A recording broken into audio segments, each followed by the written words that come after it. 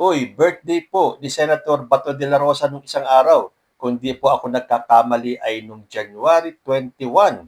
Gusto man natin na batiin si Senator Bato ng happy birthday, pero alam ko deep inside him, ito na siguro ang pinakamalungkot niyang birthday kasi baka ito na rin ang pinakahuling birthday niya dito sa Pilipinas.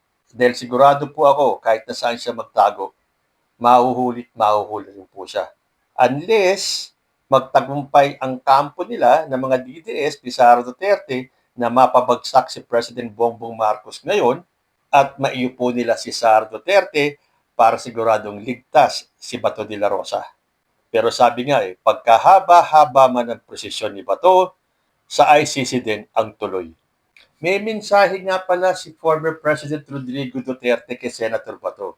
Dahil ayon po kay Vice President Sara Duterte, kanina nag-usap kami ni Pangulong Duterte at sinabi ko sa kanya na birthday ni Senator Bato de la Rosa. Sabi ko, meron ka bang message kay Senator Bato de la Rosa? Sabi niya, Happy birthday, Senator Bato. Magpakatigas ka na parang bato. Galing sa puso kaya yung pagbati na yon o nagpapasa rin siya kay Bato? Hindi kaya may hinanakit yung kanyang mensahe?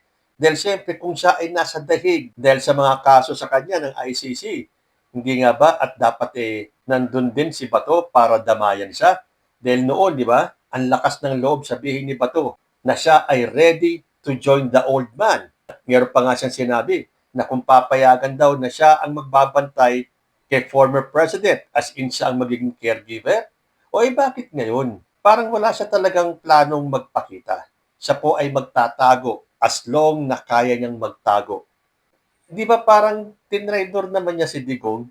Dahil I'm sure nakarating kay Rodrigo Duterte yung mga statement ni Bato na handa siyang samahan si Digong sa ICC.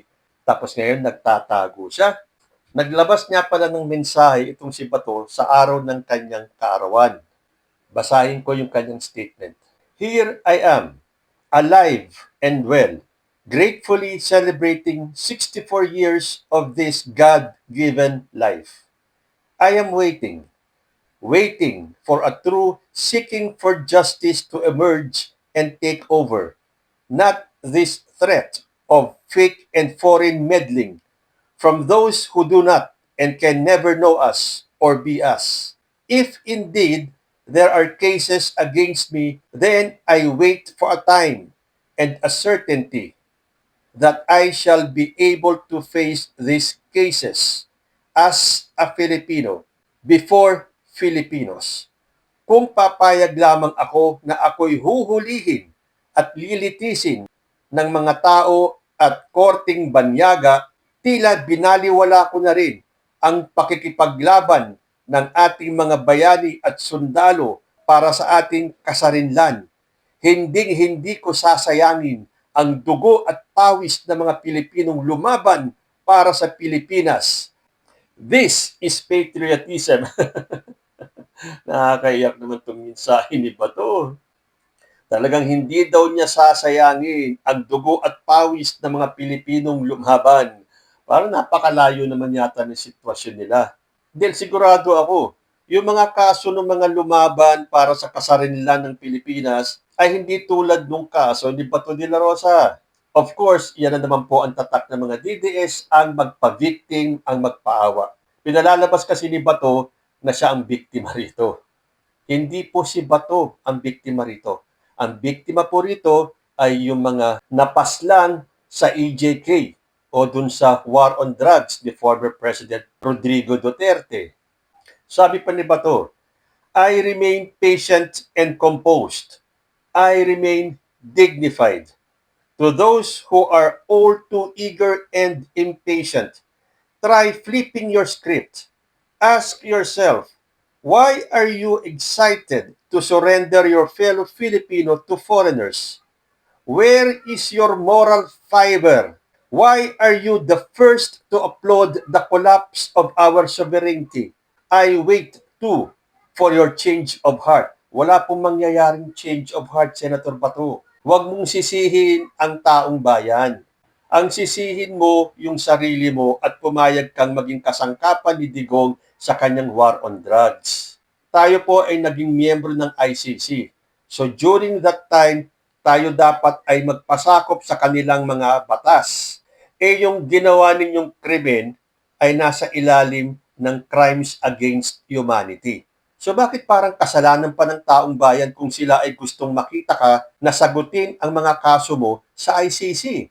Bakit sasabihin mong handang-handa kang humarap dito kung may mga kaso ka man? Wala kang ang kaso eh. Ang kaso mo nasa ICC. So kahit sabihin nyo na hindi na tayo miyembro ng ICC, ang hinahabol po sa inyo ay yung panahon na tayo ay miyembro pa. Huwag nyo nang ilihis, huwag nyo nang paikot-ikutin ng istorya dahil alam po namin na may nagawa kayong krimen nung time na tayo ay miyembro pa. Hindi naman hinahabol ng ICC yung mga krimen na nagawa ninyo kung meron man after na tayo ay kumawala sa ICC. Hindi mo rin kasi pwedeng takasan yan dahil kahit na si Digong mismo itinuro ka na miyembro ka ng DDS o ng Davao Death Squad. Yun mismong amo mo ang naglaglag sa'yo. So ngayon, hinahabol kayo ng ICC, kasalanan pa ng mga Pilipino kung bakit gusto namin na makitang harapin mo ang kaso mo. Dahil kung wala ka talagang kasalanan, edi patunayan nyo sa ICC. Hindi naman automatic na kapag kayo ay kinasuhan sa ICC, kayo ay guilty na. Hindi po ganun ang batas kahit naman sa Pilipinas eh. Although dito, mahihirapan po talaga kahit na nga si Digong eh. Kung dito siya nilitis, siguradong absuelto kagad siya. Sino ba ang mga nakaupo sa Supreme Court? Hindi ba mga tao ni Rodrigo Duterte? Kaya nga gusto ninyong dito kayo litisin eh. Dahil alam ninyo, pag dito nagkaso, wala, lusot kayo. So sa lahat ng nakaalala at bumati, sa lahat ng mga patuloy na sumusuporta, nagdarasal at nagmamahal, maraming salamat. I am ever braver knowing you are with me in this fight. Nako, Bato de la Rosa, siyempre nagagawa nila yan, pinagdarasal ka nila na sila ay sumusuporta sa'yo dahil wala sila sa sitwasyon mo. Pero oras na ikaw ay mahuli at ipadala sa dahig, sasamahan ka ba nila? Natural, hindi. O ikaw nga, sinabi mo, ready kang samahan si Digong sa ICC.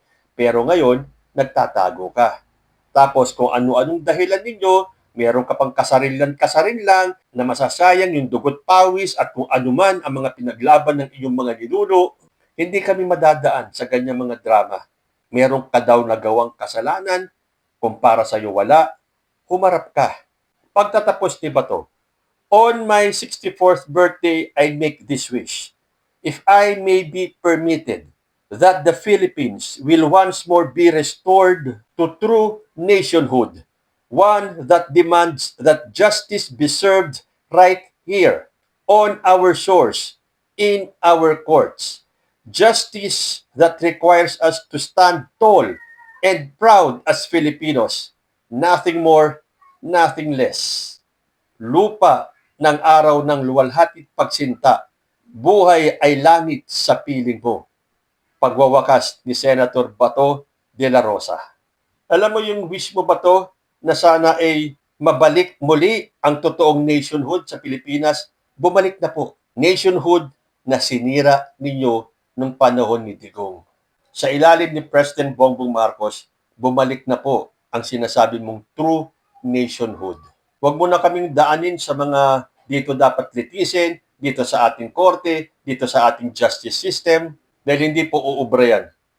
Ang gusto po ng mas nakararaming Pilipino, tulad ni Digong, harapin mo itong kinakaso sa iyo. At kung talagang wala kang kasalanan, edi makakauwi ka ng Pilipinas scot-free at malinis ang pangalan mo. Kung hindi, nako ilang taon ba yan? 30 years ang pinakamahabang sentensya? So si Bato hanggang ngayon hindi pa sumisipot sa Senado. Pero hindi nga ba dapat hindi na pinapasahod si Bato de la Rosa dahil hindi niya nagagampanan ang kanyang trabaho kahit na sabihin pa ni Amy Marcos na kahit na nagtatago si Bato de la Rosa, nagagawa naman niya ang kanyang trabaho. Dahil meron namang staff. May mga tauhan naman si Bato de la Rosa sa kanyang opisina. Aba dapat ganyan na ang gawin ng lahat ng senador. Paubayan nyo na sa mga staff ninyo, sa mga empleyado ninyo, ang pagpapalakad ng inyong mga opisina dyan sa Senado. May sinabi pa si Amy Marcos na kung meron daw warrant, ipakita daw. Kasi parang wala naman yata eh. Sabi niya ganun eh. Okay, kung wala pala Amy Marcos, Bakit nagtatago si Bato? Malay mo nga kung binabluff lang siya ni Remulla. Tinatakot lang siya, nagpatakot siya. Ang tagal na, di ba? Bakit hanggang ngayon wala pa yung warrant of arrest? Hindi pa kinukumpirma kung meron na. Di malay mo, wala naman talaga. Pinapakita lang ni Bato na duwag siya, na yung tapang-tapangan niya dati ay isang front lang pala. Tulad ng maraming mga DDS. Ang tatapang, ang yayabang, pero pag andyan na sa battlefront, umuurog ang mga buntot. So, okay lang para kanila Amy Marcos at kay Robin Padilla na hindi pumapasok si Bato sa Senado. Pero teka muna, nagtatago si Bato pero nakapirma siya doon sa minority report nila Amy Marcos at ni Rodante Marcoleta. Ang galing, ano po? Sa bagay, yun, yung pirma niyang yun, may bayad na yun. So, to the rescue, yung kanyang partner. Hindi ba kung merong Batman, merong Robin. Dahil yan po ang dynamic duo, si Batman and Robin. Dito sa atin, si Batman and Robin. Dahil pagtatanggol ni Robin Padilla hits back at critics of Bato de la Rosa's absence. He is a senator of the Filipino people, not of the Senate building. Alam niyo, tuwing kumakana itong si Robin Padilla, puro comedy ang lumalabas sa bibig niya. Si Bato de la Rosa daw ay senador ng mga tao at hindi siya senador ng Senate building. Bakit pa kayo nagtayo ng Senate building? Ano ba ang purpose ng Senate building? Di ba para doon magkita-kita, mag-meeting-meeting, gumawa ng batas o kung ano man ang dapat talakayin ng mga senador na binoto ng taong bayan? At ang pinakatrabaho nyo ay nasa Senate building. Hindi naman kayo lumalabas sa taong bayan. Sakalang kayo lumalabas at humaharap sa taong bayan tuwing eleksyon lang. Pagkatapos ng eleksyon, mas madalas andyan lang kayo sa Senate building. Dahil yung pong Senate building na yon ay yung lugar para gawin ninyo ang trabaho ninyo, Robin Padilla. Yun po ang inyong workplace. Pinagawa ng taong bayan yan para magkaroon kayo ng magandang opisina. Sabagay, siyempre, kaya nga meron sidekick si Batman para ipagtanggol siya ni Robin.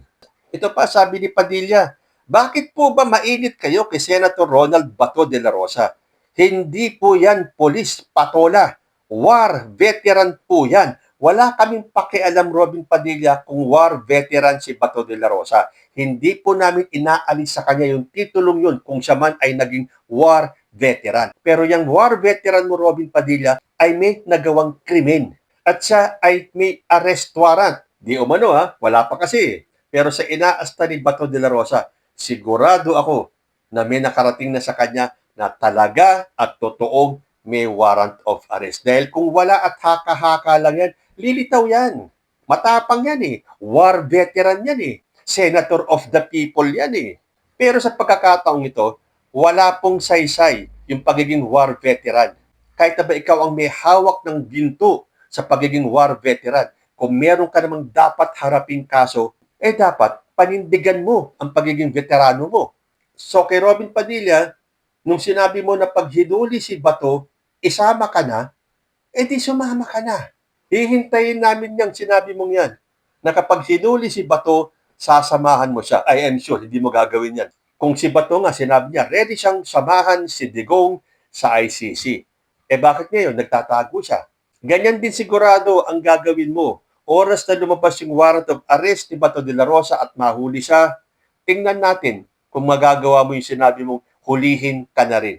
So, para kay Bato, nung sinabi niyang kung meron talagang kaso, mga tunay na kaso, laban sa kanya, handa siyang harapin.